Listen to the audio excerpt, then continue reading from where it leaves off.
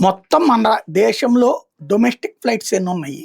ఆ ఫ్లైట్‌లకి ఇప్పుడు కొత్త డీజీసీ నిబంధనల ప్రకారం ఎంతమంది సిబ్బంది కావాలి? పైలట్‌లు ఎంతమంది కావాలి? కో పైలట్‌లు ఎంతమంది కావాలి? అలాగే ఆహ్, గ్రౌండ్ స్టాఫ్ ఎంతమంది కావాలి అన్నది ఒక రిపోర్ట్ తయారు చేసుకొని, దానికి అనుగుణంగా ప్రోత్సహించాల్సిన బాధ్యత సివిల్ ఏవియేషన్ మినిస్ట్రీకుంది.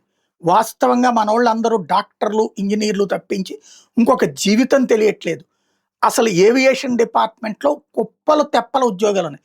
ప్రపంచవ్యాప్తంగా విపరీతమైన అవకాశాలున్నాయి. ఎందుకంటే రోజు రోజుకి జనపు ఆలోచన మారిపోయింది. బస్సులు పోయినాయి. బస్సుల్లో విలాసవంతమైన బస్సులొచ్చినియి. ఆ పైన కార్లు, ఆ పైన ఇప్పుడు రైళ్ళు, అందులో విలాసవంతమైనటువంటి ప్రయాణం. అది పోయి ఇప్పుడు ఫ్లైట్‌లకి ఎక్కువ మొగ్గు చూపుతున్నటువంటి పరిస్థితి.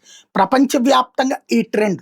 తక్కువ సమయంలో గమ్యం చేరటం అన్నటువంటిది ప్రజల యొక్క ఆలోచన. ఇదివరకు ఇవాళ ఎక్కేస్తే రేపెళ్దాం, ఎల్లుండెళ్దాం అనే ఆలోచన లేదు.